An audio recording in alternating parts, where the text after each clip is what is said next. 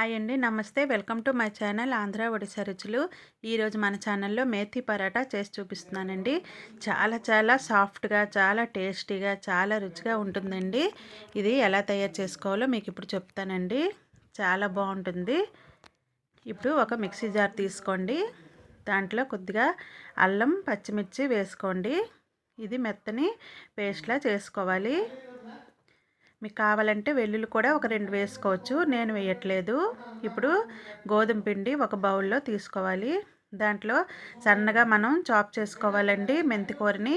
దాంట్లో కొద్దిగా సాల్టు, కొద్దిగా పసుపు, కొద్దిగా ఆయిల్, ఇంకా మనం పేస్ట్ చేసుకున్నాం కదా అల్లం, పచ్చిమిర్చి, ఈ మిశ్రమాన్ని కూడా ఇందులో వేసుకొని ముందు ఈ పిండిని చక్కగా కలుపుకోవాలండి.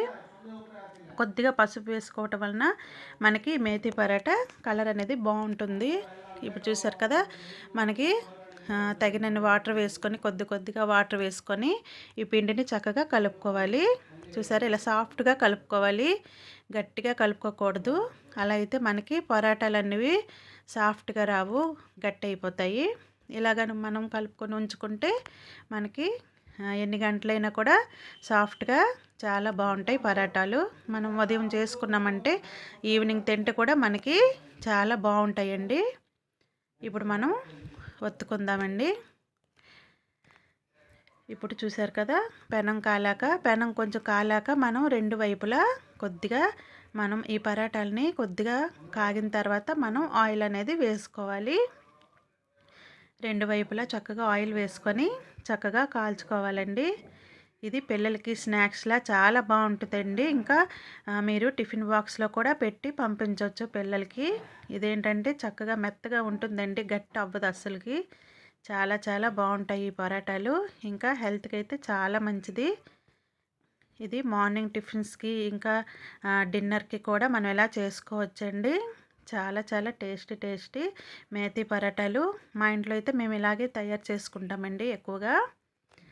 ఇప్పుడు ఒకటి అయింది కదా, ఇప్పుడు ఇంకొకటి కూడా మీకు చేసి చూపిస్తున్నాను. ఇలా మనం మెత్తగా పల్చగా మనం పాముకోవాలండి పరాటాలని. మీకు కావాలంటే పరాటాల్లో కూడా ఫోల్డ్ చేసుకొని మనం కొద్దిగా ఆయిల్ రాసుకొని పాముకుంటాం కదా, అలా కూడా మీరు చేసుకోవచ్చు. అది మీ ఇష్టమండి. నేనైతే మామూలుగా పామేసి అయితే పరాటాలా చేస్తున్నాను. ఇలా రెండు వైపులా కాగిన తర్వాత ఆయిల్ వేసుకొని, మీకు కావాలంటే ఘీ కూడా వేసుకోవచ్చు. ఆయిల్ వేసుకొని రెండు వైపులా కాల్చుకుంటే మన మేథీ పరాటాలు రెడీ అయిపోతాయండి. ఇవి ఒకసారి చేసి చూడండి, మీకే తెలుస్తుంది ఆ టేస్ట్ అనేది. దీనికి ఇంకా ఏ కర్రీ కూడా అవసరం లేదండి. కాస్త మనం పెరుగుతో తినొచ్చు. చిన్నపిల్లలకైతే మనం టమాటా కెచప్ ఉంటుంది కదా, దాంతో అయితే పెట్టొచ్చండి. టేస్టీ మేథీ పరాటాలు రెడీ. మీకు గనక ఈ వీడియో నచ్చినట్లయితే ప్లీజ్ అండి లైక్ చేయండి, షేర్ చేయండి, సబ్స్క్రైబ్ చేసుకోండి నా ఛానల్ని.